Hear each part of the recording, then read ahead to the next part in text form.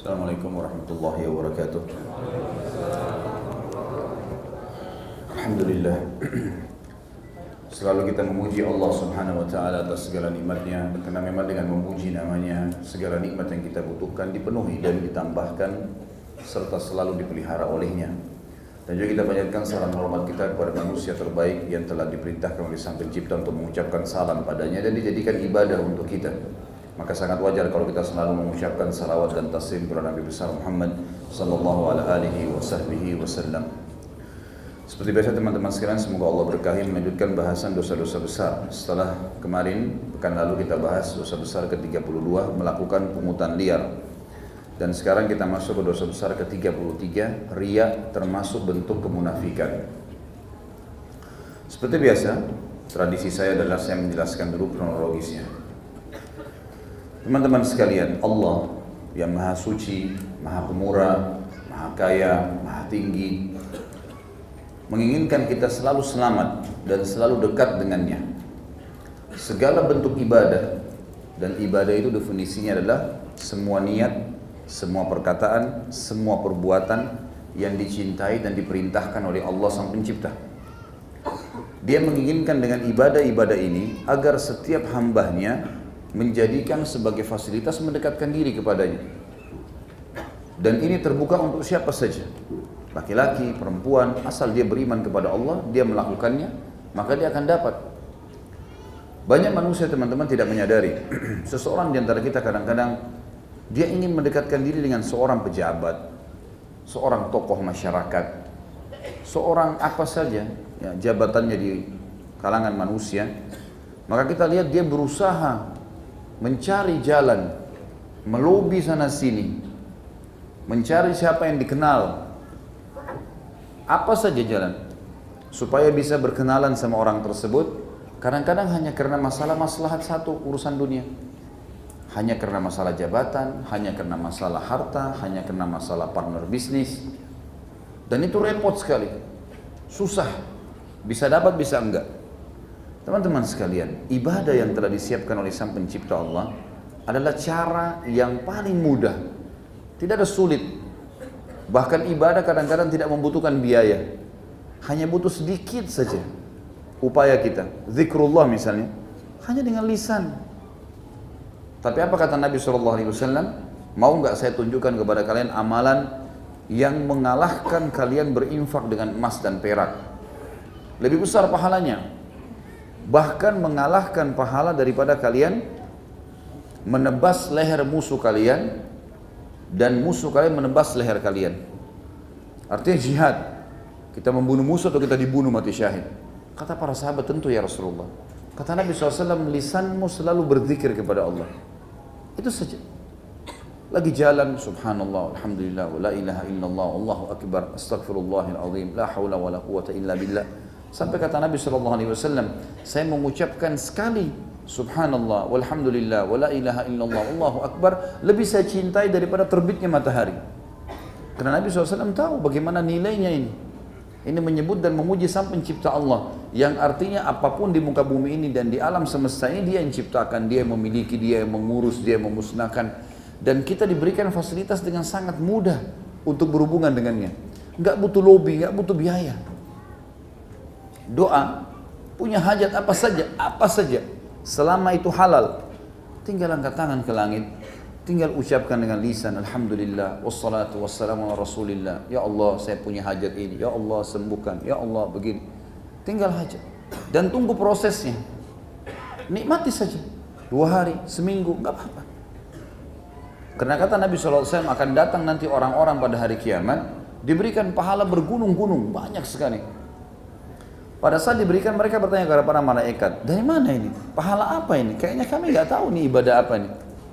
Maka kata para malaikat, ini doa-doa kalian yang belum kalian dapat jawabannya di dunia. Diberikan pahala bergunung-gunung, artinya kita lihat hasilnya, nggak lihat hasilnya, ibadah.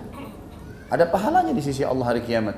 Maka pada saat itu, semua mereka berharap agar semua doanya di dunia belum dijawab sama Allah, biar disimpankan pada hari kiamat, karena besarnya pahala itu.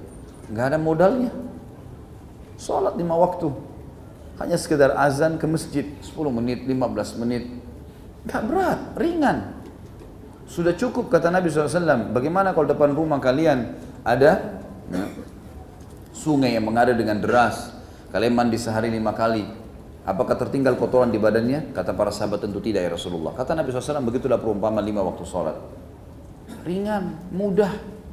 Baca Quran.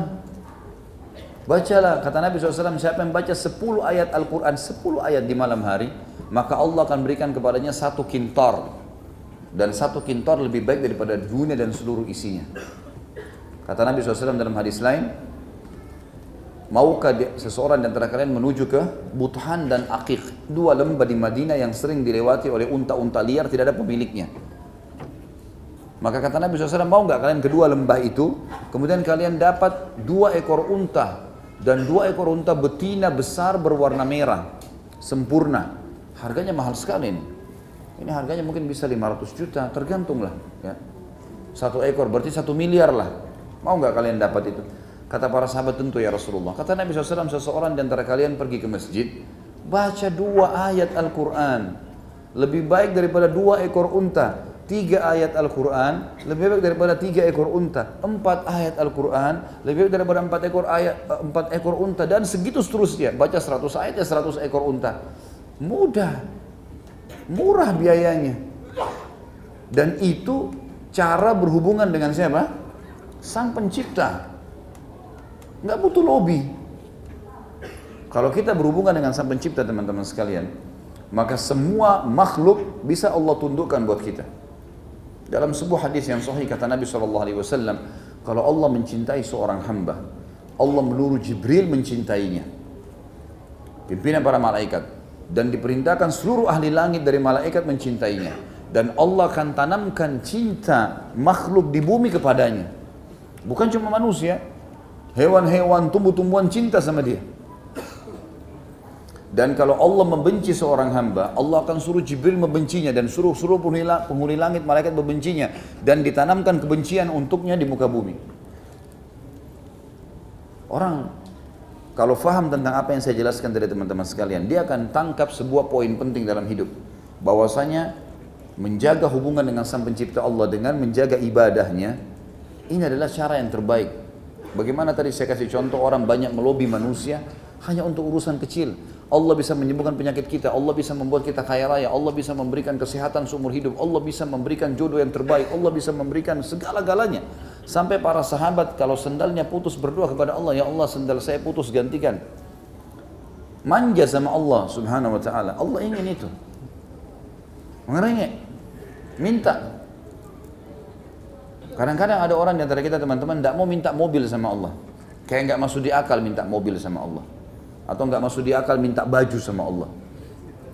Padahal kalau kita pakai baju, apa yang kita baca? Alhamdulillahilladzi kasanihi hadzal thawb. Segala puji bagi Allah yang telah memberikan ini, baju ini, mengenakan baju ini kepada saya. Wa razaqanihi, dan menjadikan itu sebagai rezeki buat saya, min ghairi haul minni wala quwwah, tanpa daya dan kekuatan dariku. Jadi kita pakai baju pun itu dengan upaya itu dari hasil, ya, karunia dari Allah. Enggak ada hubungannya sama kita sama sekali. Teman-teman sekalian, menjaga hubungan dengan Sang Pencipta adalah satu hal yang penting sekali. Dan ini ibadah sudah dibuatkan sama kita dengan beragam macam, kata ulama, bukan satu macam agar manusia tidak jenuh. Ada doa, ada zikir, ada jihad, ada baca Quran, ada bakti dengan orang tua, ada jenguk orang sakit, ada majelis ilmu, ada semuanya, macam-macam. Dan semuanya bersaing pahalanya. Bersaing bagaimana kita bisa mendapatkan karunia dari Allah SWT. Dan hadis mulia, hadis qudsi yang sudah kita tahu, kata Nabi SAW, Allah berfirman, kalau seorang hamba mendekatkan diri kepadaku sejengkal, aku sesiku. Kalau dia sesiku, aku selengan atau sedepa. Kemudian kalau dia berjalan kepadaku, aku berlari menuju kepadanya. Allah Subhanahu wa ta'ala malah membuka peluang bagi siapapun yang mau dekatkan diri kepadanya. Hanya tinggal mau atau tidak saja. Dan murah, mudah, semuanya. Makanya dalam hadis juga kata Nabi SAW, ad-dinu yusr, agama ini mudah. Mudah sebenarnya, asal orang mau lakukan. Gitu kan? Bagaimana bisa teman-teman sekalian kita terus berharap dengan satu manusia yang kadang-kadang untuk menikah dengan dia saja susah sekali rasanya. meminta, merengek, merayu, juga ditolak. Orang seperti ini karena tidak paham, coba nggak usah merayu, nggak usah apa-apa, sujud kepada Allah, minta Allah lunakkan dia akan datang kepada kita. Tapi kita nggak lakukan itu, fasilitasnya ada. Terlilit utang, ngerengek bersama manusia, pindah sana sini. Saya pernah ceritakan orang saleh dari kalangan tabi'in yang pernah pengusaha besar, bangkrut, total sampai jadi pengemis 2 tahun. Keliling-keliling minta bantuan sampai dia tiba di satu masjid Jami' Baghdad. Kemudian dia masuk, ada orang-orang miskin lagi terima banyak paket. Lalu kemudian dia datang, dia tanya mereka karena sudah susah. Dia bilang, siapa yang kasih kalian itu? Paket besar-besar dikasih, macam-macam isinya. Tuh orang di depan sana yang lagi sholat, lagi duduk tuh. Minta sama dia akan kasih apa saja. Orang soleh datang ke sana. Dia bilang, begitu saya mendekat, Allah memberikan pelajaran kepada saya setelah 2 tahun pengalaman. Saya mendekat, ternyata orang kaya itu lagi mengangkat tangannya ke langit sambil merengek, ya Allah berkahi, ya Allah berikan, ya Allah tambahkan. Lalu dia bilang, ngapain saya minta sama orang ini? Orang ini sendiri merengek sama yang di atas. Padahal saya juga bisa seperti dia, tinggal angkat tangan ke langit. Semenjak itu teman-teman, sebulan non-stop berdoa kembali semua kekayaannya. Cuma manusia kadang-kadang buru-buru. Dia kalau lobby manusia, dia bisa sabar. Ngajukan penaikan jabatan, dia sabar. Ajukan masuk ke kantor di rootnya, dia nggak mungkin ketuk-ketuk, dibiarin. Paling cuma nanya asistennya, sekretarisnya, nggak berani nanya ke sana. Tapi kalau sama Allah protes. Padahal Allah yang membuat darahnya mengalir di urat sarafnya, yang membuat dagingnya dan ototnya melengket di tulangnya, yang memberikan sumsum dalam tulangnya, yang membuat dia bisa bernafas, yang bisa dia melihat. Bagaimana manusia melupakan hal yang besar lalu datang kepada hal yang kecil? Tunduk kepada Sang Pencipta teman-teman sekalian akan membuat seluruh makhluk ditundukkan oleh Allah untuk kita. Ini kata rahasia sederhana tapi banyak orang tidak fahamin dan tidak diamalkan. Coba rombak semuanya. Sebelum ke dokter berdoa sama Allah supaya dokter itu jadi penyebab sembuh. Sebelum masuk ke restoran minta sama Allah supaya dapat makanan yang terbaik, supaya kita dapat makanan. Sebelum menikah minta agar pasangan ini menjadi terbaik buat kita, agar Allah berkahi. Sebelum punya anak, ya Allah karuniahi kepada saya seperti para nabi-nabi, anak-anak yang soleh, dan seterusnya semuanya. Sebelum kuliah sudah menyampaikan kepada Allah, ya Allah jadikan yang saya pilih jurusan ini bermanfaat buat saya di agama saya, mudahin semuanya. Saya berulang kali praktekin ini teman-teman sekalian. Saya mau buat sesuatu, sebelum saya lakukan saya minta, ya Allah mudahkan ini semudah-mudahnya. Contoh, berulang kali saya mau pergi umrah, ya Allah mudahkan semudah-mudahnya dan berkahi sampai saya pulang. Tidak pernah satu kali pun teman-teman saya temukan kesulitan, tidak pernah. Dari pengurusan visanya, dari tiketnya, saya mau pindah, tiba-tiba terfikir, kayaknya saya mau upgrade ke bisnis deh. Ada jemaah datang, biar saya yang upgradein tiketnya. Saya mau bayar, terus kemudian waktu itu hari saya mau berangkat juga, mau upgrade ke bisnis lagi, tiba-tiba di bandara dikatakan ini karena kartunya sudah mencapai kartu seperti ini, member anggotanya, maka tidak masalah, di upgrade tanpa bayar. Banyak hal. Kemudian pergi di sana, semuanya mudah. Saya bisa ketemu sama teman-teman saya bisa menyelesaikan banyak tulisan ceramah, sampai saya pulang kayak tidak terasa perjalanan itu. Banyak dimudahkan. Tapi memang kata kuncinya, kembalikan dulu sama Allah sebelum melakukan. Coba deh. Ini resep yang paling mujarab teman-teman sekalian. Mujarab sekali. Allah cuma minta kepada kita satu. Penuhi syarat dan rukunnya. Waktunya masuk, sholat, ikuti syaratnya. Tutup aurat, hadap kiblat, ya, baca yang benar, ini yang benar semuanya, itu rukun-rukunnya. Syaratnya jangan riya. Itu saja. Jangan ibadah karena orang di sebelahmu. Dia seperti kamu manusia, untuk apa menghiasi buat dia? Itu saja. Murnikan ibadah kepada Allah. Bersedekah karena dia, puasa karena dia. Bisikan syaitan datang, tolak. Dan sudah pernah saya bilang teman-teman sekalian, riya ini, dia adalah dosa besar yang banyak terselubung dan orang tidak tahu. Makanya kata Nabi SAW, yang paling saya khawatirkan dari kalian, inna akhwafu ma akhafu alaikum syirkul khafi. Syirik yang tersembunyi. Syirik kita tahu dosa besar, menyekutukan Allah. Dan Allah benci dengan orang yang menyekutukannya. Allah enggak butuh partner. Allahus samad. Walam yakul lahu kufuwan ahad. Allah itu tidak semua bergantung padanya dan dia tidak membutuhkan siapapun. Itu makna daripada samad dan lam yakul lahu kufuwan ahad. Di 4 ayat di surah Al-Ikhlas sudah dijelaskan masalah dan kita sudah hafal semuanya. Teman-teman sekalian, riya ini dibenci sekali sama Allah. Dan syaitan selalu membuat ini adalah alat dia yang paling mudah untuk menghancurkan pahala. Karena dia tahu Allah murka dengan itu. Kata Nabi SAW, al-yasiru minar riya syirk. Sedikit saja dari riya itu sudah syirik. Sudah nggak diterima ibadahnya. Kata Nabi SAW tadi, yang paling saya takut adalah syirik yang tersembunyi. Maka para sahabat bertanya, apa syirik yang tersembunyi ya Rasulullah? Kata Nabi SAW, ar-riya. Baik, contoh riya, kita lagi bersedekah misalnya. Kemudian ada bisikan dalam hati kita, tuh ada orang di sebelah kamu lagi, lihat. Keluarkan yang lebih besar. Tunjukkan sama dia. Jangan keluarkan dulu kalau dia belum lewat. Dan seterusnya. Selalu ada. Ini kalau terlintas dan belum kita iyakan, tidak terjadi. Karena dia akan selalu ucapkan. Puasa. Ada beberapa pintu yang harus kita tutup teman-teman supaya riya tidak terjadi. Yang pertama, rahasiakan semua amal ibadah antum. Usah cerita. Sudah kerjain, tutup mulut antum. Udah aman, ada sekretaris yang sudah catat. Dari Allah, gratis, nggak dibayar. Nggak pernah tidur. Antum tidur pun dicatat sama dia.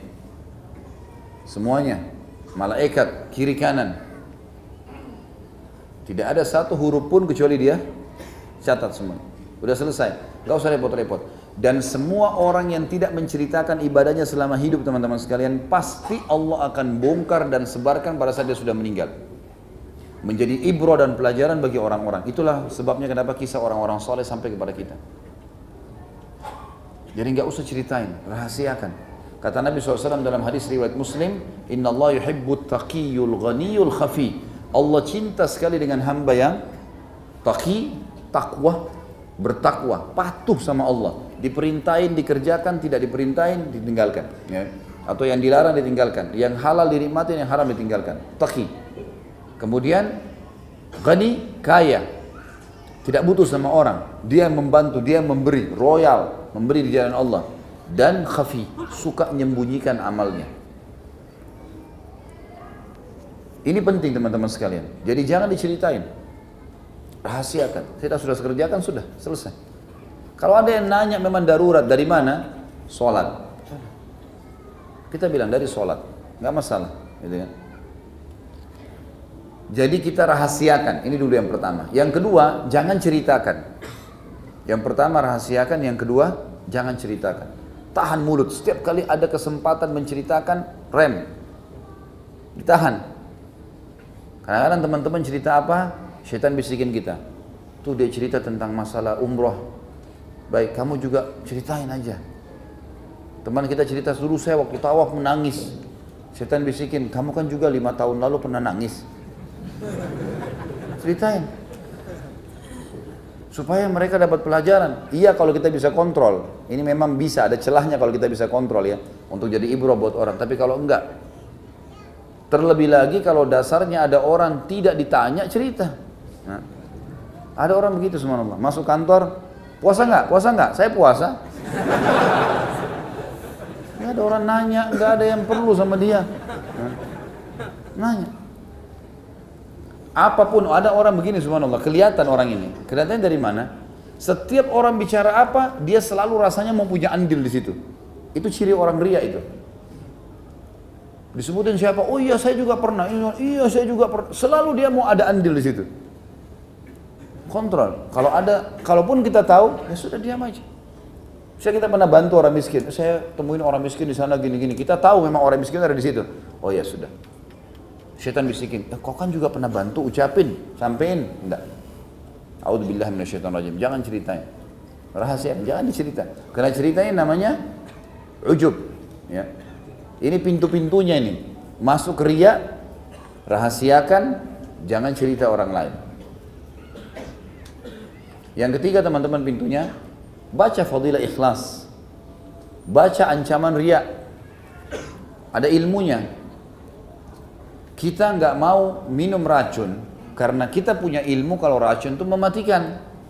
Coba kalau kita tidak punya ilmu, seperti anak kecil, dia nggak tahu kalau itu racun, minum nggak? Minum. Dia nggak ada ilmunya. Apa yang merem kita tidak mau melakukan satu perbuatan atau kita mau termotivasi kerjakan sesuatu? Ada ilmunya. Harus kita punya ilmu. Ilmunya sederhana. Baca fadilah ikhlas dan baca ancaman riya. Rugi teman-teman. 2 jam dulu di majelis ilmu, antum datang hanya karena mau tunjukin sama teman di sebelah, kalau saya juga hadir. Untuk apa? Apa dapatnya? Pujian dari lisannya, demi Allah sepanjang lidahnya. Ya. Kamu hebat ya, selalu di sini hadir setiap Rabu ya. Oh iya, saya sudah 2 tahun. Untuk apa? Apa manfaatnya? Ya. Apapun yang dia ucapkan, kata sebagian ulama kadang-kadang kalau ditanya pertanyaan yang dia khawatir bisa riya, dialihkan sama dia pembicaraan. Kamu begini-begini, dialihkan pembicaraan ke yang lain. Imam Ahmad rahimahullah itu pernah nangis sampai materi lagi ceramah. Ada lewat hadis Nabi SAW tentang surga kalau nggak salah, lalu beliau menangis saking tidak bisa tahan sampai keluar ingusnya. Lalu beliau memegang ingusnya dengan jubah hidungnya sambil mengatakan, sungguh flu ini sangat menggangguku. Dia bukan bohong karena memang keluar, flu kan memang keluar ingus, supaya dia tidak ditahu kalau nangis karena itu. Pernah Abdullah bin Mubarak rahimahullah, ulama tabi'in, mengundang tamu-tamunya tepat hari Senin, lagi hari puasa. Karena memang tamu-tamunya datang dari luar kota dan nginap di rumahnya. Dia biasa puasa Senin Kamis. Istrinya siapin makan. Tradisi pada saat itu mereka tidak mau makan kalau tuan rumah tidak duduk. Dia lagi puasa. Silakan makan. Enggak, kami tunggu tuan rumah, sahibul baitnya dulu. Bagaimana Abdul Mubarak, bagaimana berperilaku nih? Baik, silakan ayo duduk. Dia duduk sama dia. Diambil satu genggam makanan, ayo makan, dimasukin di mulutnya. Sambil dia ngunyah. Orang lihat, oh sudah makan. Baik. Orang semua duduk makan nih. Sebentar ya, saya ke belakang. Di belakang dibuang makanannya sama dia. Tetap dia puasa. Allahu alam kalau antum nih, mungkin sekalian ditelan.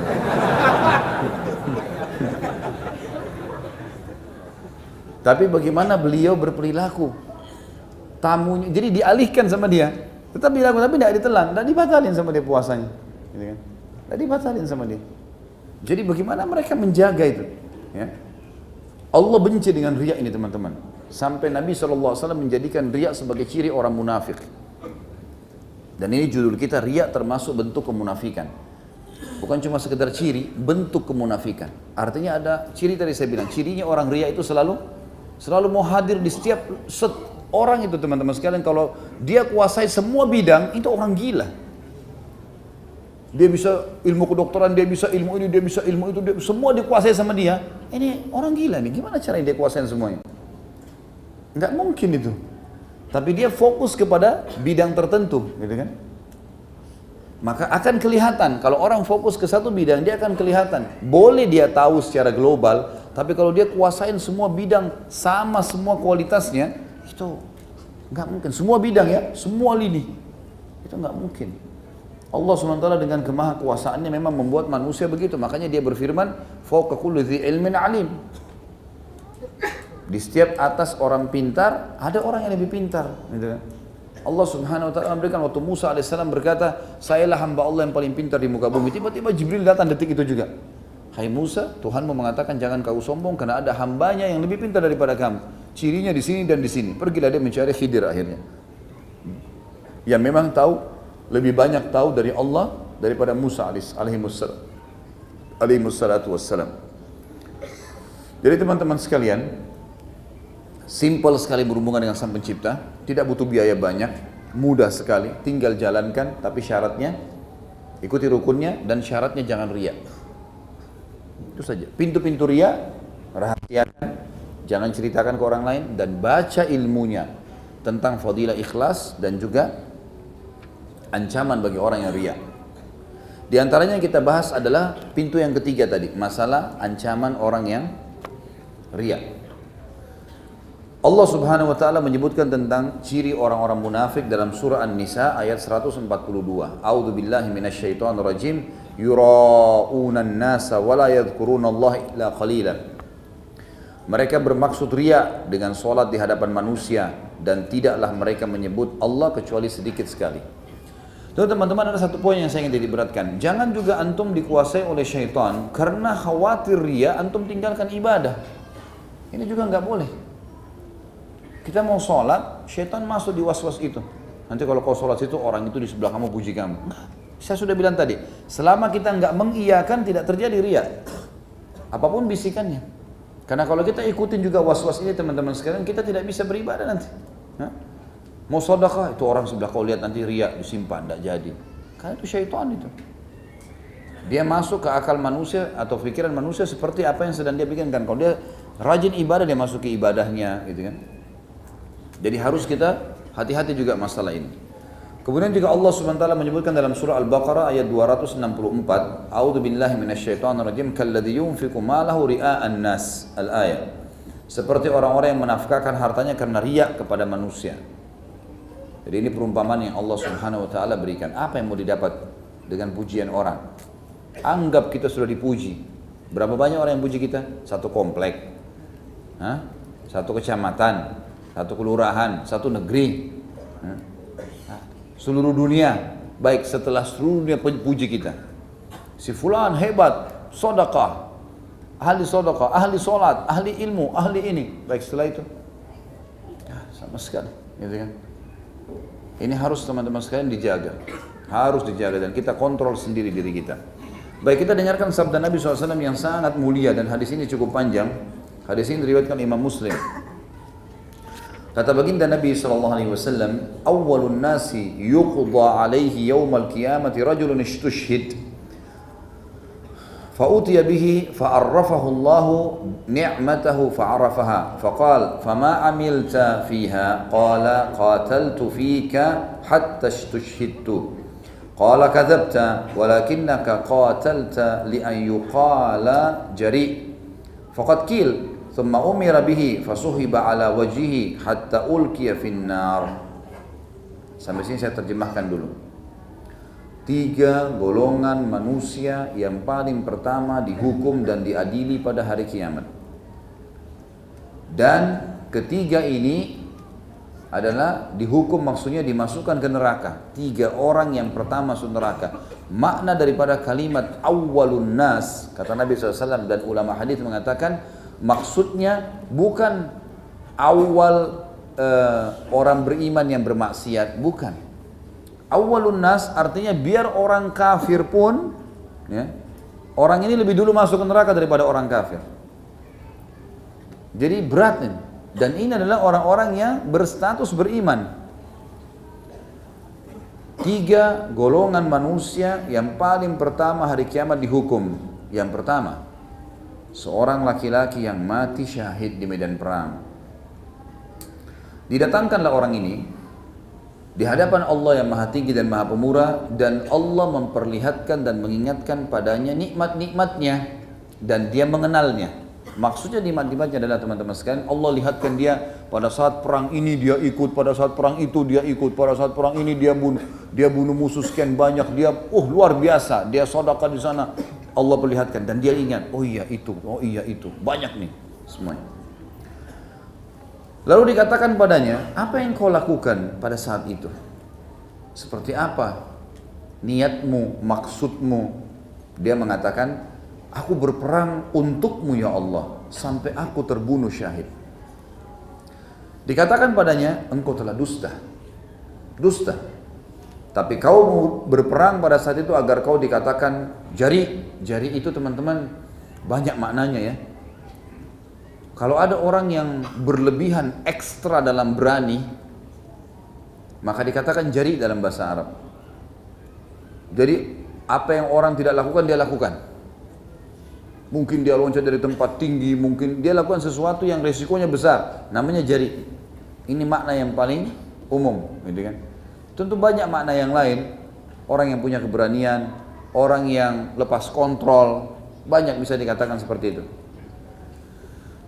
Dikatakan tapi kau berperang sampai kau terbunuh karena kau ingin dikatakan jari, punya ekstra keberanian, hebat. Faqad qil, dan sudah diucapkan yang kau mau itu.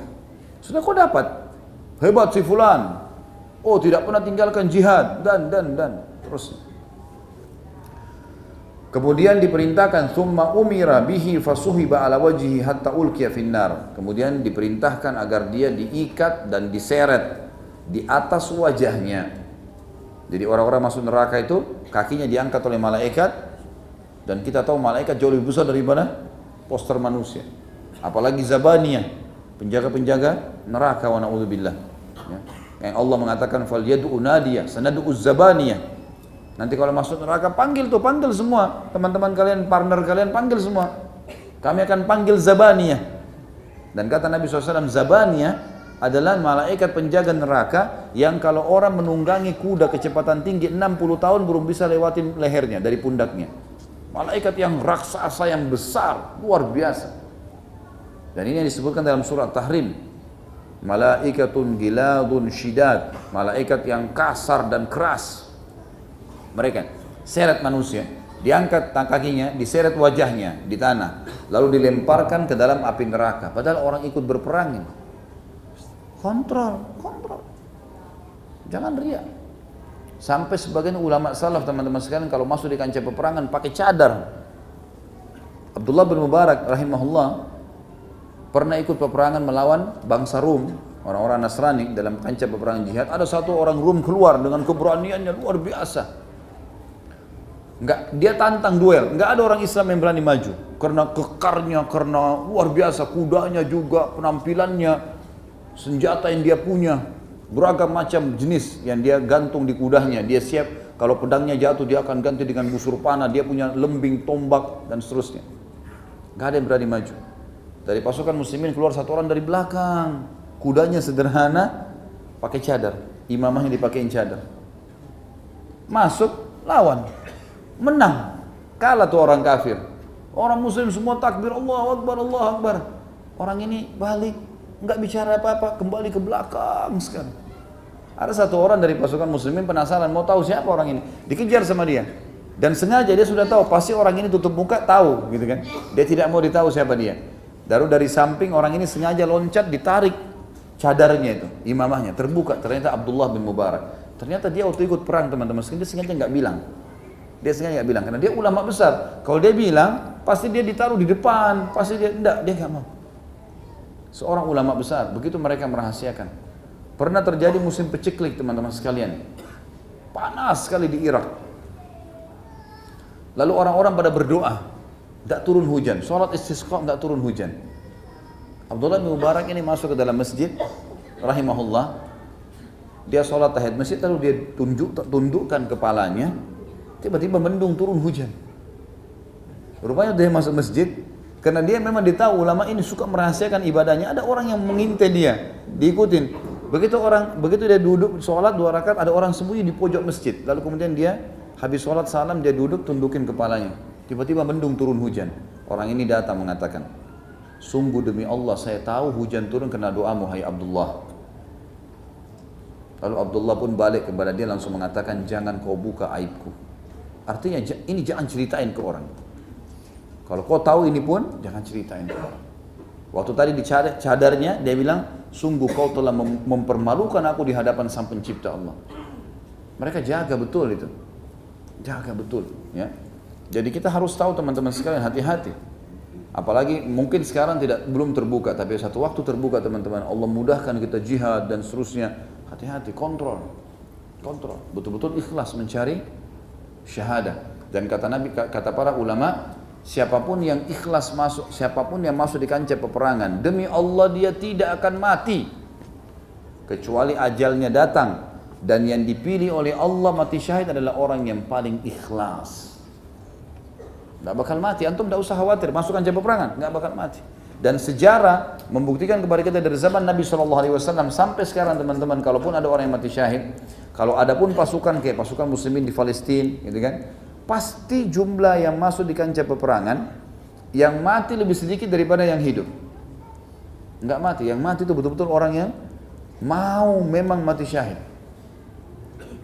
Yang saya ceritakan kemarin kisah salah satu dari suku Ashja yang masuk Islam di perang Khaybar.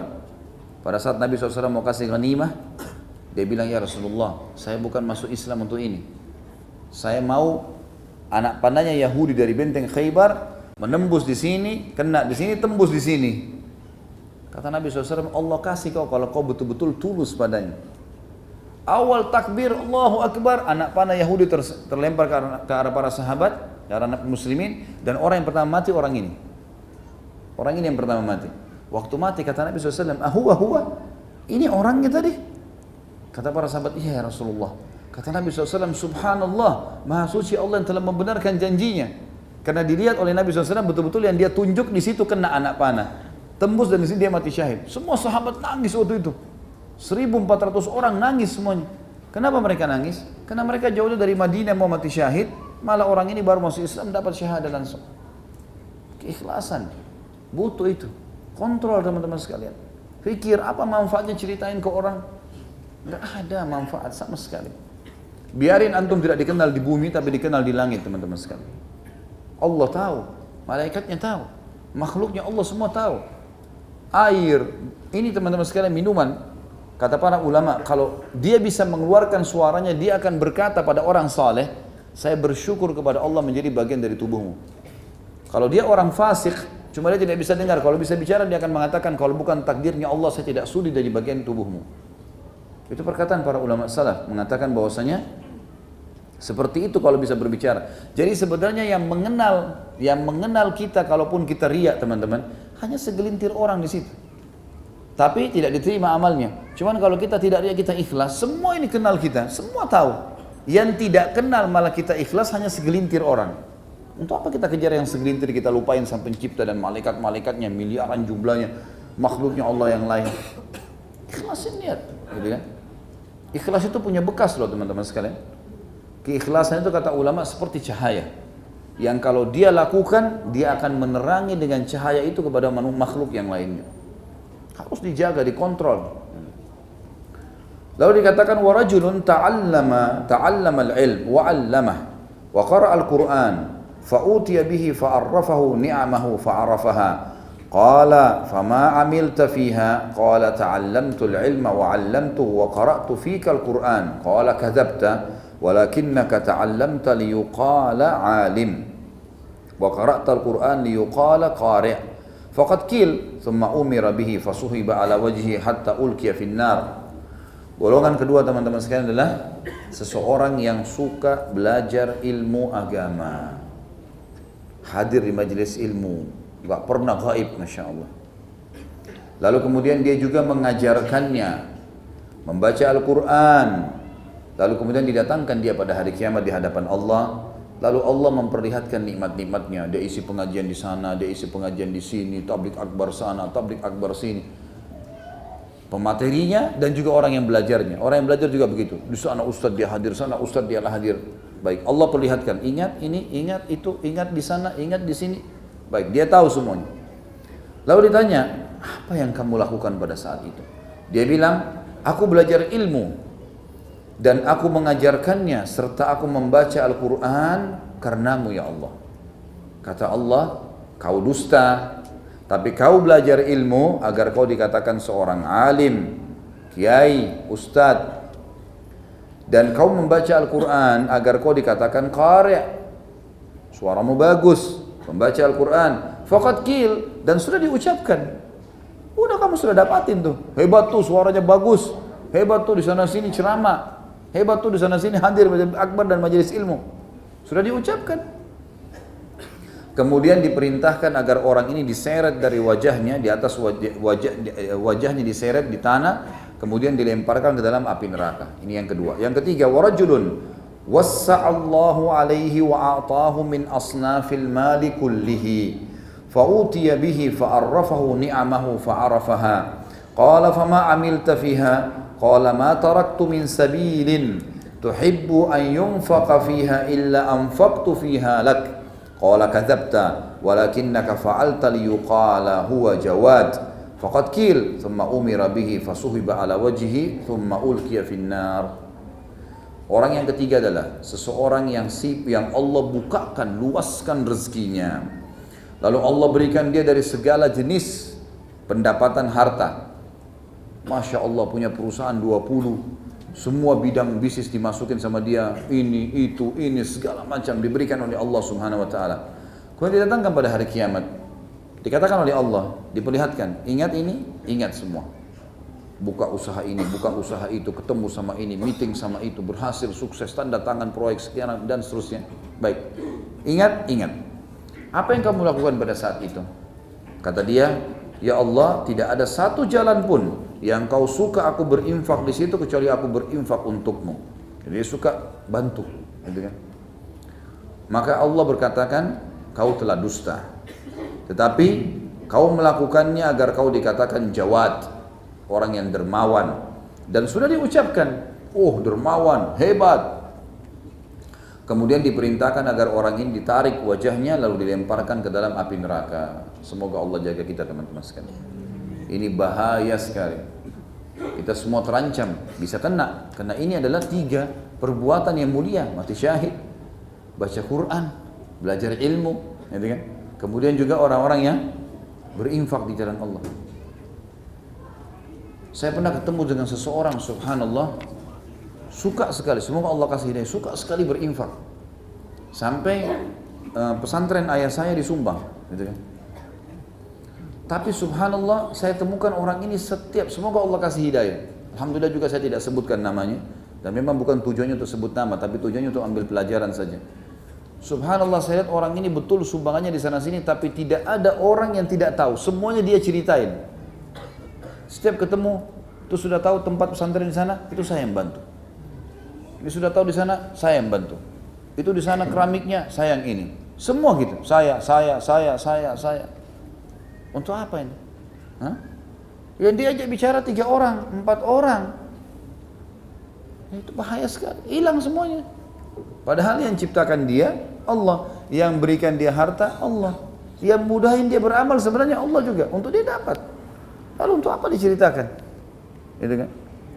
Akhirnya saya ketemu sama seseorang yang lain yang juga dapat sumbangan, gitu kan? Kemudian saya tidak bicara apa-apa, cuma duduk ngobrol-ngobrol. Terus dia sebutkan kalau dia sudah dapat sumbangan. Tapi sayang ya, donatur ini suka ceritain kemana-mana apa yang dia lakukan. Sayang, betul banyak yang dibangun, tapi selalu diceritain untuk orang. Kenapa teman-teman? Kontrol lisan. Transfer tanpa nama. Hamba Allah kah? Atau apakah ya? Kasih, udah selesai. Tutup. Tidak usah disampaikan sama orang. Ada sekretaris, aman. Sudah dicatat.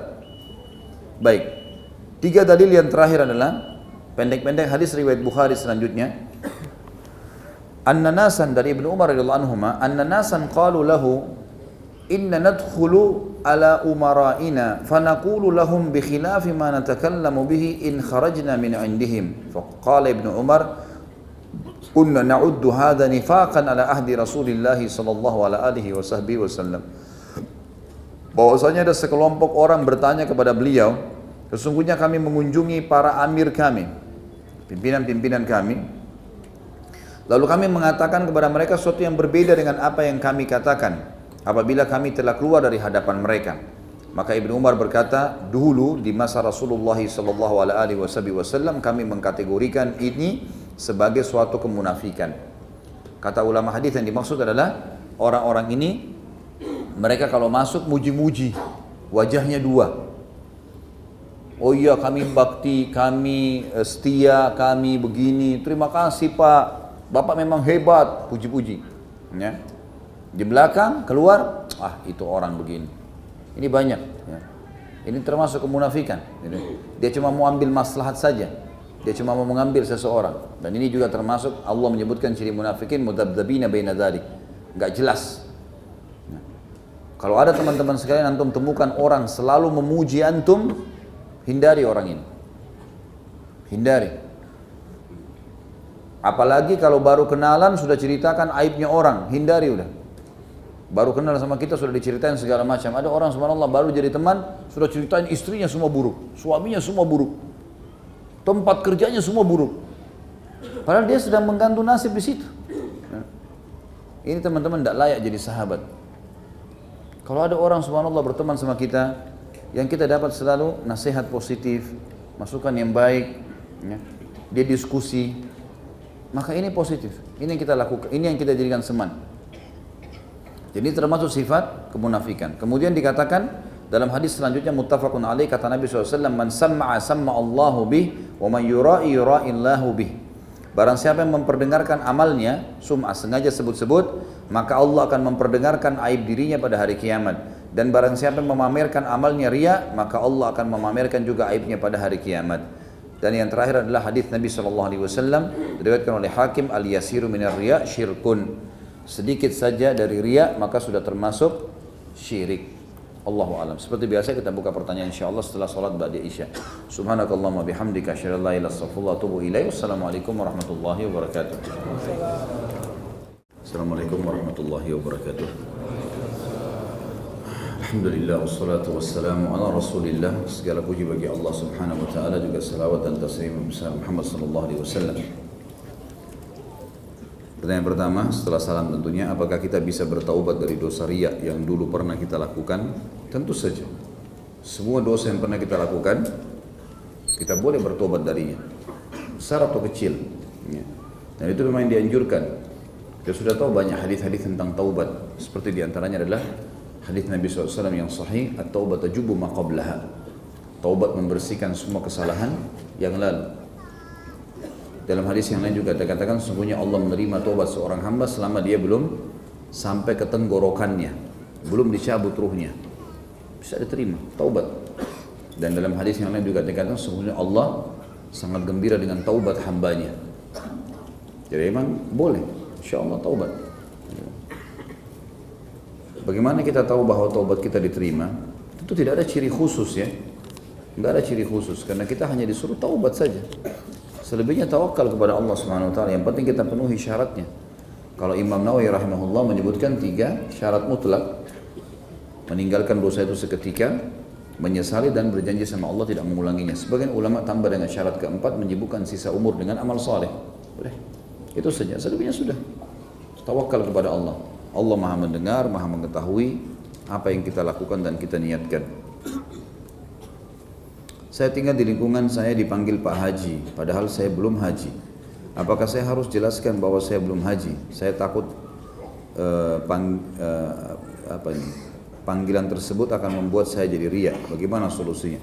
Riya itu kalau ibadah sudah dikerjakan atau sementara dikerjakan.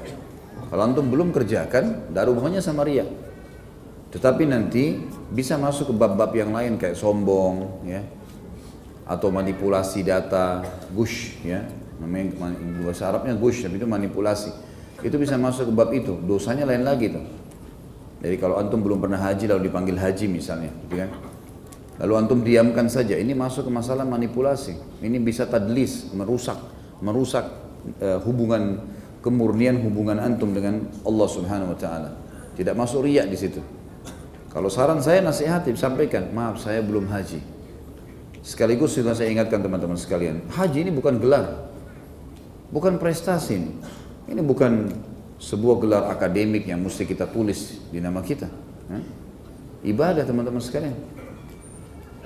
Kalau ini dibuka sebenarnya pintunya, orang akan dibuka semuanya nanti. Haji, sholat, zakat, bisa saja ditulis sebelumnya nanti muzakki fulan. Bisa orang begitu, musalli fulan. Sama dengan haji fulan, sama sebenarnya. Sama saja. Maka sebaiknya tidak usah disebut. Udahlah, antum pergi haji karena Allah, Allah sudah tahu, dicatat. Udah cukup. Untuk apa kita pasang gelarnya? Dan saya sarankan terus terang dari hati saya menasihati teman-teman sekalian, tinggalkan gelar ini. Kalau ada di KTP hapus, jangan ada, nggak perlu ada gelar.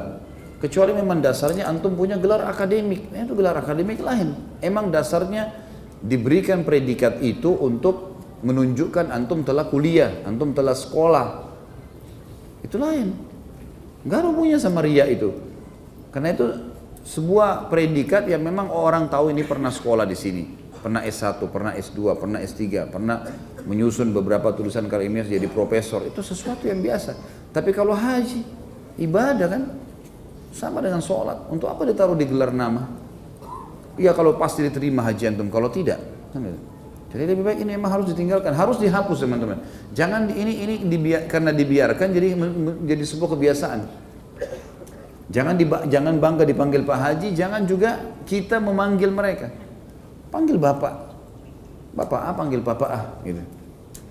Dan kapan ada seseorang yang sudah haji kemudian dia dipanggil namanya, dia merasa berat, ini bahaya nih, bisa bab riya. Berarti memang dia pergi haji untuk dipanggil. Nah, ini jadi riya ini, nggak boleh sama sekali. Bagaimana caranya agar tidak berbuat riya kembali? Karena sifat riya susah dikendalikan. Saya sudah bilang tadi kiat-kiatnya kan? Saya disebutkan kiat-kiatnya tadi. Tentu saja rahasiakan amal itu, jangan diceritakan pada orang lain, gitu kan? Kemudian rahasiakan, kemudian jangan diceritakan, dan kemudian perkaya diri kita dengan ilmu. Belajar insya Allah. Dengan belajar kita bisa kontrol kok, bisa dikontrol, bisa dikendalikan. Karena selalu tersirat itu, tapi kita bisa melawannya. Jazakallah khair Ustaz atas kajiannya. Wa iyyak insyaallah. Adakah doa agar terlindungi dari dosa riya? Banyak. Banyak sekali doa-doa yang diajarkan Nabi SAW tentunya. Di antaranya itu ada doa yang kurang lebih maknanya saya tidak hafal lafadznya ya. Dan selamatkanlah aku dari perbuatan riya yang aku ketahui atau aku tidak ketahui. Masuk dalamnya juga syirik yang aku ketahui dan syirik tidak aku ketahui. Ada. Tapi ini bisa kita sebutkan tentunya dengan lisan kita sampaikan kepada Allah, ya Allah jaga supaya jangan sampai amalku riya. Di antara kata ulama yang dianjurkan adalah pengucapan disampaikan oleh Ibrahim dan Ismail alaihissalam pada saat mereka sudah membangun Ka'bah. Padahal membangun Ka'bah perintah Allah kan. Mereka nabi. Jelas mereka sudah dijaga oleh Allah dari masalah riya. Tapi mereka tetap mengatakan Rabbana taqabbal minna innaka antas samiul alim wa tub alaina innaka antat tawwabur rahim. Ya Allah terimalah ini dari kami, gitu kan? Sesungguhnya Kau Maha menerima amal-amal, gitu kan? Dan terimalah taubat kami, sesungguhnya Kau Maha menerima taubat hamba-hambamu. Jadi kita dianjurkan begitu, habis sholat Rabbana taqabbal minna, habis puasa, habis apa saja kita membaca doa agar Allah terima. Mudah-mudahan dengan doa ini setelahnya kita akan terbendungi dari riya. Apakah bisa disebut riya jika ada yang memposting kegiatan sosial, majelis di medsos seperti BB, WA, FB? Mohon sarannya Ustaz. Innamal a'malu binniyat. Antum lebih tahu niat antum. Ya? Untuk apa diposting? Kalau misalnya ada sebuah nomor HP yang memang antum khususkan untuk laporan kegiatan sosial, fadhal, silahkan.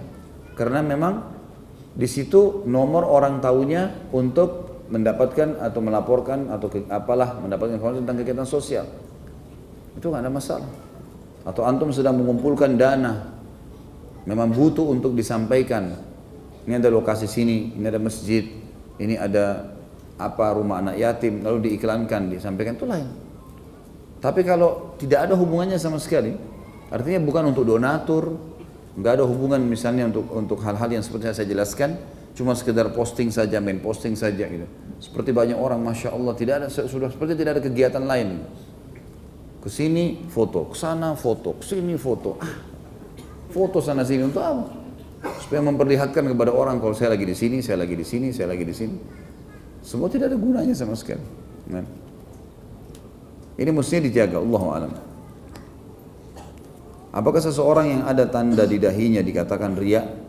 Kecuali kalau dia sengaja pakai arang atau lalu kemudian sengaja diperlihat, tidak bisa kita vonis orang seperti itu kan? Karena itu memang orang sujud, Allah berikan tanda, mungkin karena kulitnya halus atau gimana akhirnya dia bisa diberikan tanda oleh Allah Subhanahu wa taala. Tidak bisa kita vonis orang riya, karena itu bukan di tangan dia. Memang tiba-tiba saja ada sendiri kan gitu. Bukan dibuat-buat. Jadi tidak bisa kita vonis. Allahu a'lam, itu urusan dia dengan Allah Subhanahu wa taala. Apakah riya dikatakan dalam urusan ibadah saja atau tidak? Seperti mempromosikan diri sendiri kepada orang lain untuk urusan bisnis. Tidak, ibadah saja. Urusan dunia enggak ada hubungannya sama riya. Enggak ada hubungannya. Kita mencalonkan diri untuk jadi wali kelas, untuk jadi kepala sekolah. Enggak ada masalah. Prestasi diminta. Suruh pidato, sampaikan apa, itu nggak ada hubungannya sama riya. Ibadah saja. Kalau sudah masuk dalam masalah ibadah, mahdhah itu baru insya Allah baru masuk ke masalah riya. Saya mencintai Ustaz karena Allah, ahabbakallah alladhi ahbabtani fi. Semoga Ustaz istiqamah dan selalu diberi kesehatan. Jazakallah khair, sama-sama insya Allah. Apabila ada foto Ustaz yang saya pamerkan ke teman-teman saya, apakah termasuk riya? Saya sih belum punya foto sama Ustaz.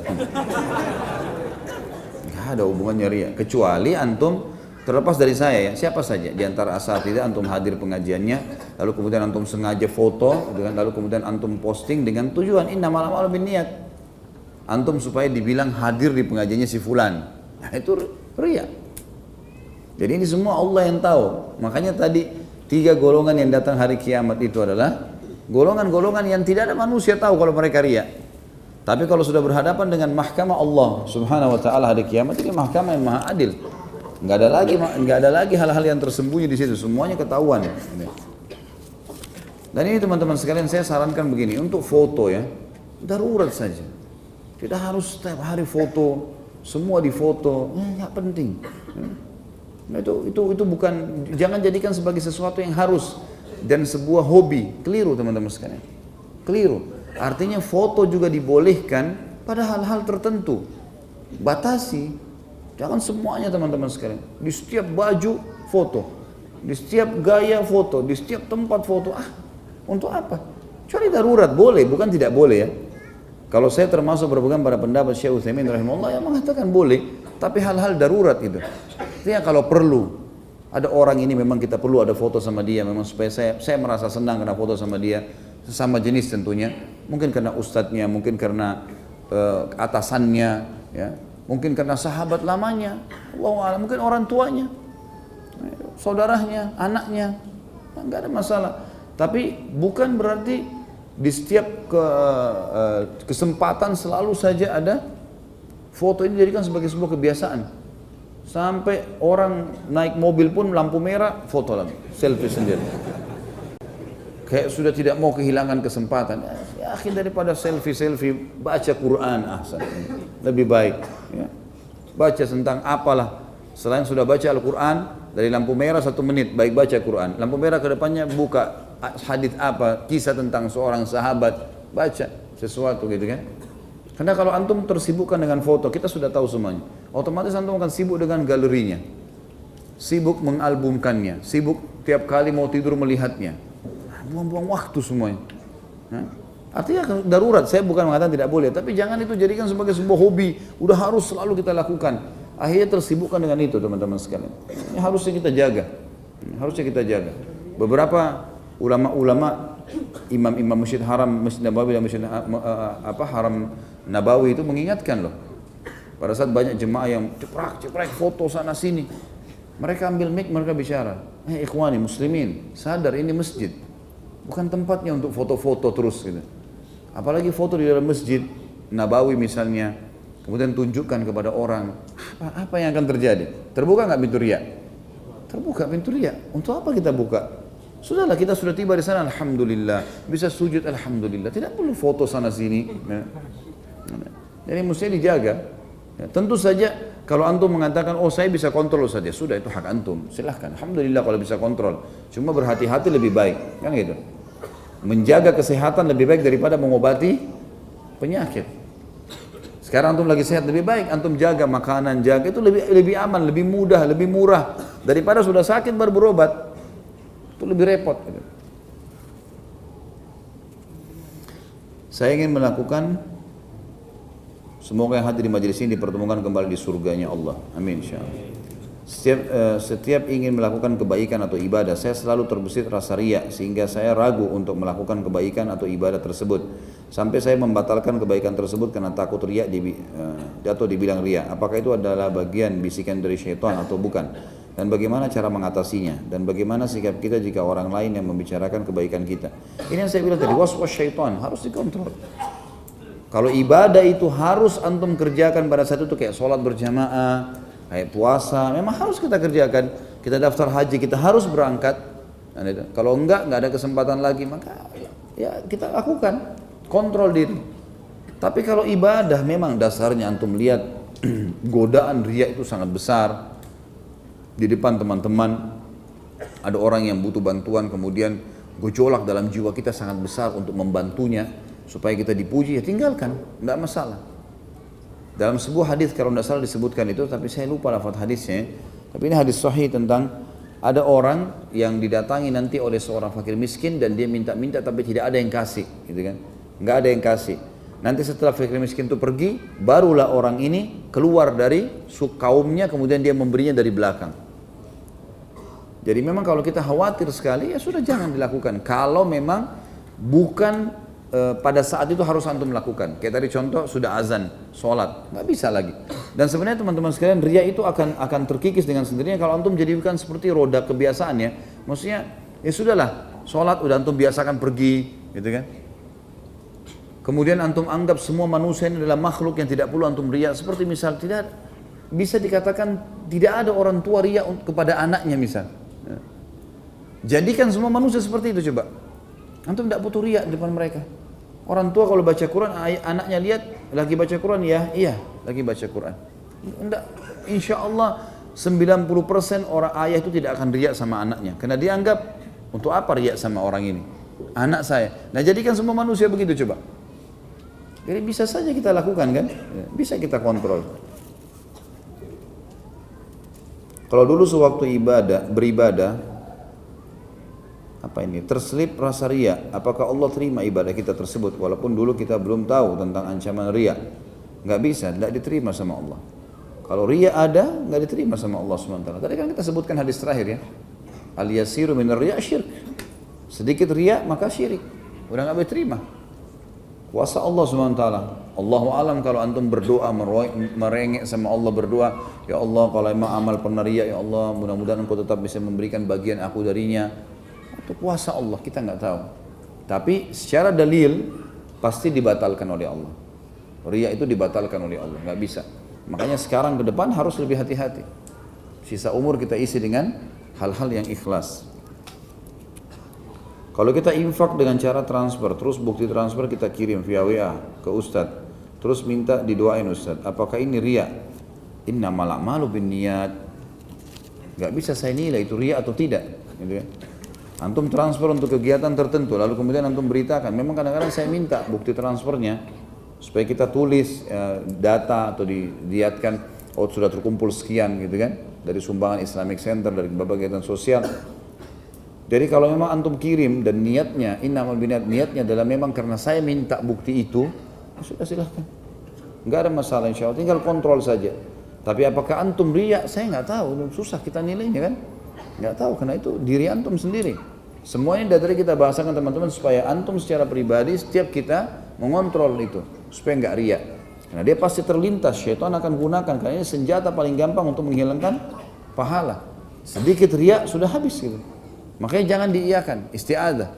Insya Allah dengan hadir di majelis ilmu seperti ini dan sudah faham tadi, kita akan lebih hati-hati nanti ke depan. Coba antum nanti rasakan, oh ya ini nggak boleh, ini riya. Harus saya baca a'udzubillahi minasyaitonir rajim. Tolak, jangan ceritain.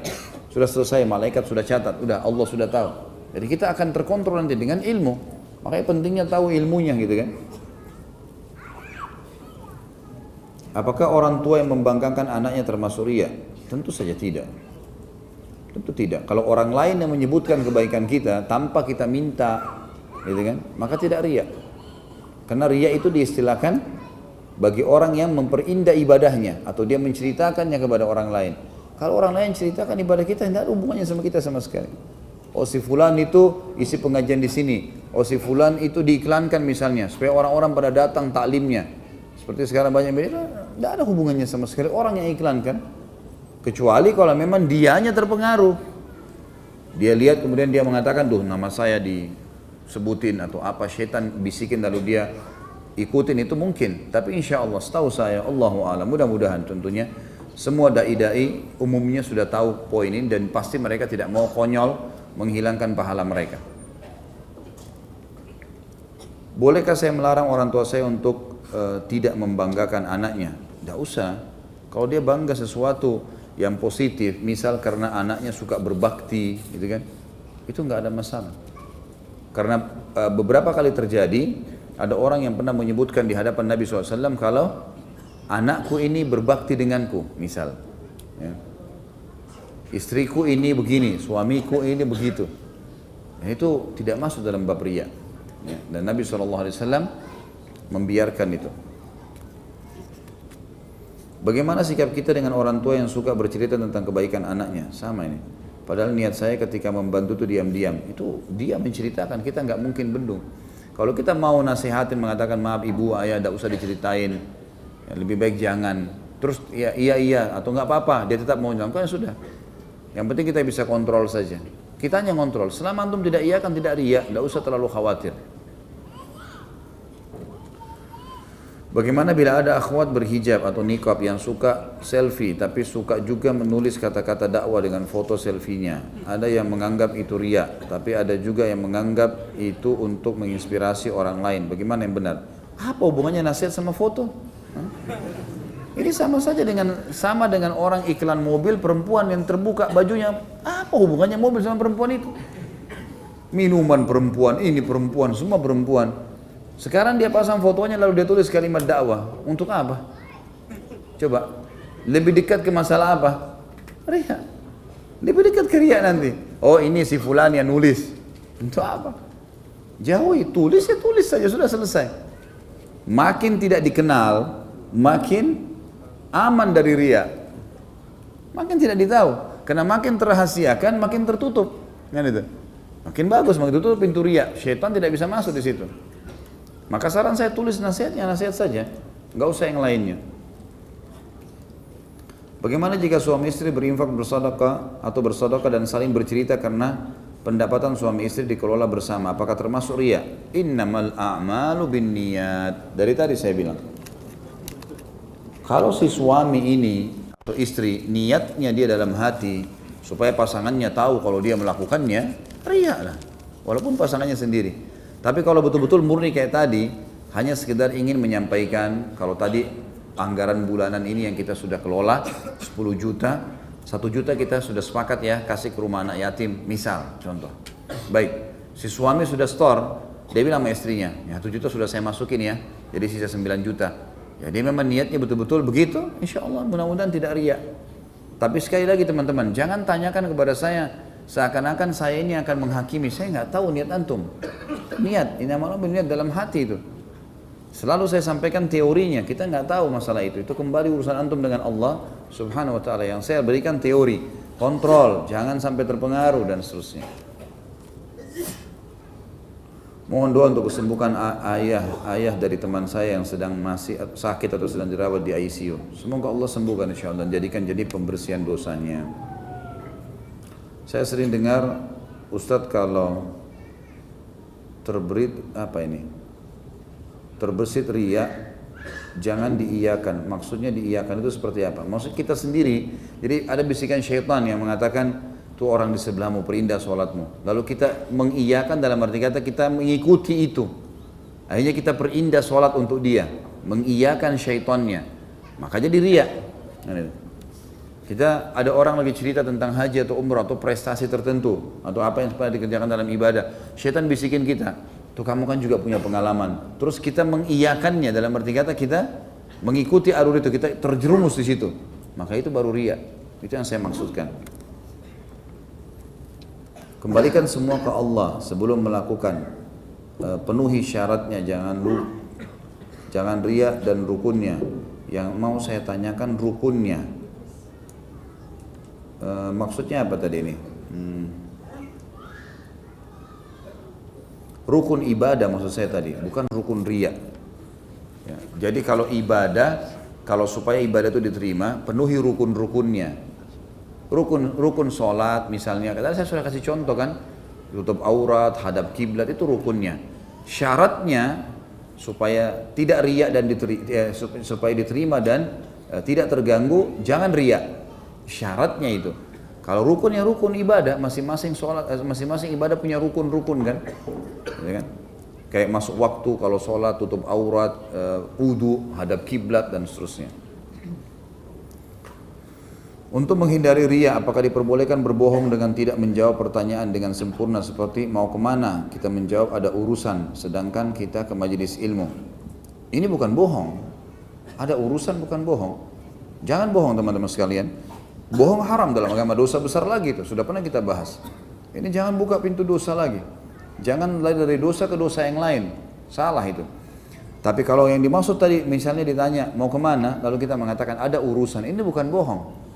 Apakah itu silaturahim keluarga, apakah itu hadir majelis ilmu, itu bukan bohong. Tidak usah diniatkan untuk bohong itu. Memang betul jawabannya. Itu yang dimaksudkan dengan hiyal syari'iyah. Bagaimana tadi seperti Abdullah bin Mubarak, dia seakan-akan makan tapi dia membuangnya. Seperti itulah. Itu nggak ada masalah. Dan memang kita punya hak untuk tidak mengatakannya. Ya, gitu. Ada masalah nggak dalam rumah tangga? Alhamdulillah, ya. Tidak ada masalah. Dalam arti kata di sini yang kita maksudkan tidak ada masalah adalah tidak sampai besar masalah misalnya. Atau memang yang dia maksudkan karena dia tanya apakah ada masalah secara global, kita menjawab tidak ada masalah secara global. Mungkin kita punya masalah di masalah ribut dengan istri atau suami tentang masalah nafkah misalnya. Tapi karena pertanyaan dia, apakah ada masalah dalam rumah tangga? Rumah tanggamu bermasalah enggak? Umum global ditanya. Kita bilang, alhamdulillah tidak ada masalah. Ini bukan bohong ya. Karena dia sedang menjawab secara global. Dia menjawab secara global. Dia tanya global, kita jawab global. Kecuali kalau dia rincikan, itu beda. Karena kita punya hak untuk menutupi sesuatu gitu.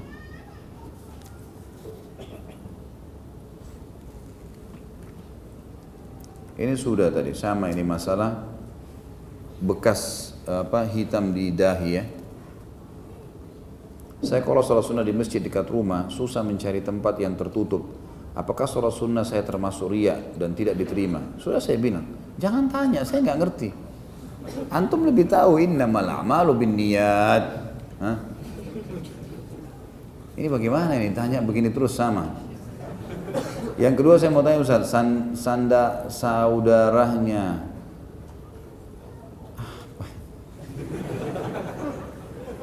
Apakah sama dengan Syekh Ali Jabir? Soalnya muka dan gaya bicaranya Ustaz sama. Ada hubungannya. Itu di mata antum saja sama. Lain lah, ini Ali, ini Khalid. Masing-masing. Om saya Ustaz apa ini di wilayahnya, tapi suka update status kalau dia sedang ceramah di tempat A atau B. Apa om saya ria? Oh, Kak, ente sendiri saya nggak tahu. Kan lagi om. La ilaha illallah. Antum yang nanya sendiri saya tidak tahu ini ria atau enggak, tanya om saya. Sudah berhenti nanya yang begini-begini. Nanti istri saya, akhirnya tante saya semuanya ditanya. Ya akhi, saya dai untuk menyampaikan hukum Allah. Tidak ada hubungannya sama sekali dengan tahu tentang keadaan orang. Kecuali peramal itu lain, bisa tebak-tebak orang. Ya. Nggak jarang setelah kita berbuat baik, bisikan syaitan untuk merasa bangga terbesit dalam hati walaupun tidak diucapkan karena banyak orang atau sedikit orang. Tapi di hati itu suka. Tetap ada kebanggaan. Saya tahu ini bisikan syaitan, lalu saya perbanyak istighfar karena khawatir pahalanya hilang. Apakah ada doa yang lain untuk menghilangkan perasaan bangga? Allahu alam. Ini kalau masalah doa khusus ya, mungkin lebih baik antum ucapin saja sendiri. Tapi yang saya tahu tinggal ditepis saja. Jadi biasanya cari aktivitas lain, insya Allah akan hilang dengan sendirinya. Sama dengan seseorang sengaja melihat lawan jenisnya misalnya lewat, gitu kan? Kalau dia lewat saja sudah ditinggalin sama dia, lalu dia beraktivitas yang lain, itu akan terlupakan dengan sendirinya karena syaitan sudah tertutup pintu di situ. Dia akan buka pintu baru untuk menggoda antum. Jadi sibukkan diri aja dengan kegiatan, nanti insya Allah itu akan hilang dengan sendirinya. Saya membadalkan haji ayah saya yang sudah meninggal. Apakah riya jika hal itu diceritakan kepada ibu saya yang masih ada dan kepada adik-adik saya? Ya tidak usah diceritakan, nggak perlu, rahasiakan aja. Nggak ada maslahatnya kan, kecuali ada seseorang meninggal ayahnya, kemudian dia mau haji, dihajikan. Setelah meninggal kan boleh dihajikan atau diumrohkan gitu kan.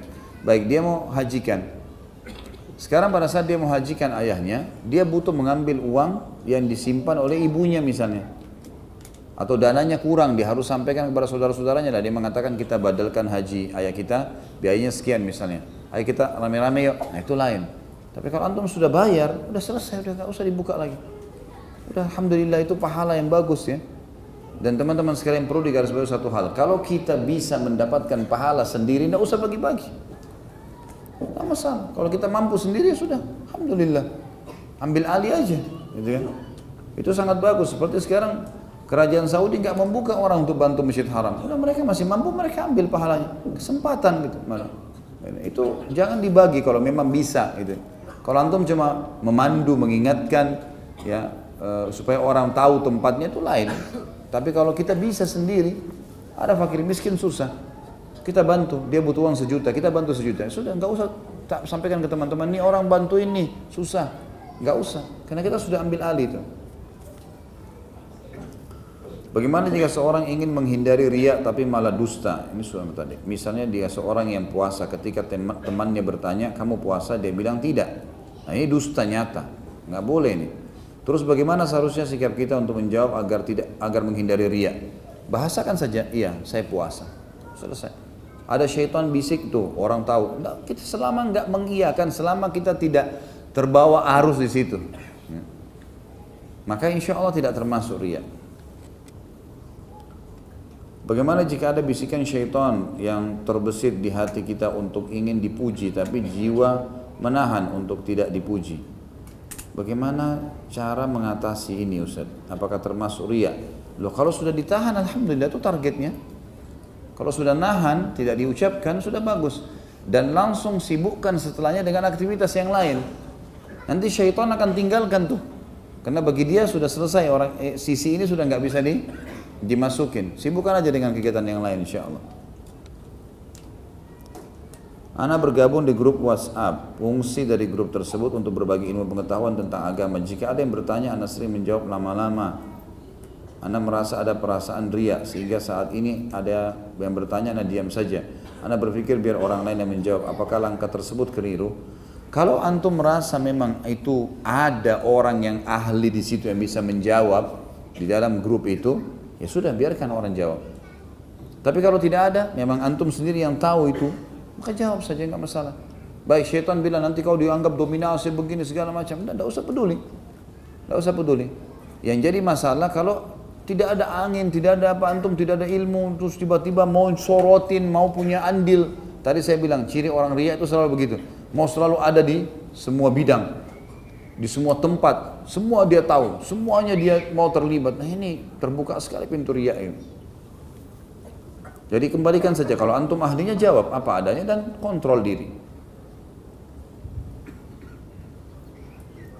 Jika dalam sholat berjamaah lalu sebelah saya atasan, lalu saya membaguskan gerakannya, apakah termasuk riya? Oh iya, jelas. Ini contoh jelasnya riya. Kalau ini sih Pak Yoyo yang jawab mestinya. Bagaimana kalau untuk mengajak ke majelis ilmu dan mengajak kebaikan ke teman dan saudara yang pada akhirnya orang tahu amalan-amalan kita yang ditakuti itu adalah menjadi riya. Innamal a'malu binniyat. Antum ajak orang jihad, antum ajak orang majelis ilmu. Niat antum baik, niatkan memang ikhlas karena supaya dia tahu majelis ilmu. Itu pahala. Kata Nabi SAW, siapa yang menunjukkan kebaikan dia akan dapat pahala orang yang mengikutinya. Tanpa dikurangi sedikit pun, berarti kita disuruh memang ajak orang. Nggak masalah, ajak orang. Tapi innamal a'malu binniyat, niat antum apa nih? Sekali lagi teman-teman, saya tidak tahu niat antum dalam hati itu antara antum sama Allah, tapi saya mengajarkan teorinya. Adalah kalau ngajak orang ke majelis ilmu, karena ikhlaskan supaya dia dapat ilmu. Itu bagus, positif. Selama dia hadir di majelis ilmu, selama dia dapat manfaat, dia berubah, dia dapat pahalanya. Ada bisikan syaitan tuh, kamu sudah ajak 10 orang tuh, pahalanya besar. A'udzubillahi minasyaitonirrajim. Udah itu urusan saya sama Tuhan saya. Gitu kan? Jadi kita bisa kontrol saja. Apakah ketika saya memberitahu teman bahwa saya sedekah di suatu masjid yang sedang melakukan pembangunan termasuk riya? Sama semua ini. Innamal a'malu binniyat, antum lebih tahu. Tapi dengan tujuan agar teman itu ikut bersedekah menyumbang. Karena saya tahu bahwa teman saya itu ahli sedekah. Kalau antum murni niatnya mau tunjukkan kebaikan, itu di Blok M Square itu ada taklim. Kita hadir yuk, misal. Rame-rame ke sana atau kita sana ada tablik akbar. sana ada kajian Al-Quran, di sana ada ngaji, di sana ada. Insya Allah kita niatnya mau ngajak, ikhlas karena Allah, dapat pahala. Tapi kalau antum niatnya memang supaya dibilang, oh orang ini memang yang suka ngajak, gitu kan. Kamu sudah ajak fulan enggak? Saya sudah telepon loh tadi, oh dicerita panjang lebar semua sama dia. Enggak usah. Bahkan orangnya kalau sudah datang biasanya, orang biasa kalau dia kelihatan tuh, dia datang. Kamu tadi kok enggak angkat telepon saya, sengaja kerasin suara depan orang. Saya sengaja telepon loh supaya kamu datang. Loh orangnya sudah datang, dah. Udah selesai. Kan kelihatan untuk apa dia bilang begitu. Kita sudah lihat, oh alhamdulillah sudah datang, cukuplah. Allah sudah catat, tadi kita niatnya mau ngajak dia, Allah sudah catat pahalanya kok, aman, nggak ada masalah, gitu kan? Nggak perlu kita buat atau mendapatkan pujian dari dia. Gimana cara mengkomunikasikan kepada keluarga di rumah atau teman dekat saya tentang ibadah yang sedang saya kerjakan agar tidak tergolong ria? Karena akhir-akhir ini perasaan mereka penasaran dengan apa yang saya lakukan. Loh, tidak usah jawab, tidak usah ceritakan. Kalau dia tidak bertanya, tidak ada sesuatu yang mendesak, nggak usah ceritakan. Cukup, nggak usah ceritakan. Ini nggak perlu mereka penasaran, mau penasaran terserah penasaran. Nggak ada urusannya sama kita, gitu kan? Nggak usah diceritakan. Sampai tadi kalau ada orang bertanya pun kita lihat, perlu nggak dijawab, gitu. Perlu nggak? Boleh nggak kalau saya ditanya lalu saya mengatakan maaf, saya nggak bisa ceritakan. Hak kita itu, boleh kita bilang. Kamu biasa sedekah di mana ya? Maaf, saya nggak bisa sampaikan. Kita takut nanti kalau kita sampaikan malah jadi riya, itu boleh saja, gitu kan? Nggak usah diceritakan, kecuali memang dasarnya kita sampaikan kepada, misal guru sampaikan kepada murid-muridnya, kita besok mau sedekah di sini ya, kita sampaikan. Nah itu lain, itu berarti memang boleh-boleh saja insya Allah kita sampaikan seperti itu. Allahu a'lam. Baik, sampai sini insya Allah bahasan kita. Mudah-mudahan apa yang kita bahas pada malam ini bermanfaat buat kita semua, dan semoga seluruh amal yang pernah kita kerjakan diterima olehnya dan dijauhkan dari riya, serta sisa umur kita semua diisi dengan amal saleh, keikhlasan, dan juga kita disatukan puncak nikmatnya di surga Firdausnya tanpa hisab. Dan kita berdoa untuk saudara kita di Palestina, di Syria, di Yaman, di Irak, di Myanmar, di Ahsa, dimanapun mereka berada, semoga Allah ikhlaskan niat mereka, terima para syuhada mereka, dan juga Allah muliakan Islam di tangan mereka dan tangan kita semua, dan semoga Allah partisipasikan kita bersama mereka di pahala, baik dengan doa dan harta juga dengan jiwa kita.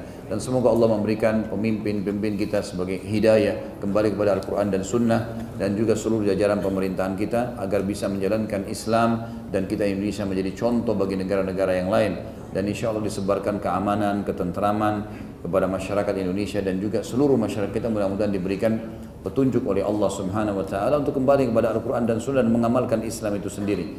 Dan ini juga kita berdoa untuk seluruh wilayah muslimin di seluruh pelosok muka bumi tentunya. Kemudian teman-teman sekalian, sebelum kafaratul majlis, saya mengajak semua teman-teman untuk mendatangi web resmi di www.khalidbasalamah.com. Dan ini saya berharap untuk tidak mendatangi web-web ataupun ada potongan-potongan ceramah yang menyebarkan fitnah, karena ini tidak ada manfaatnya sama sekali. Dan kalau dirasa ada manfaatnya silakan di-share dan tolong tidak dikomersialkan agar bisa menjadi amal jariah buat kita semua. Subhanakallahumma bihamdika asyhadu an la ilaha illallah astaghfirullah wa atubu ilaik. Wassalamualaikum warahmatullahi wabarakatuh.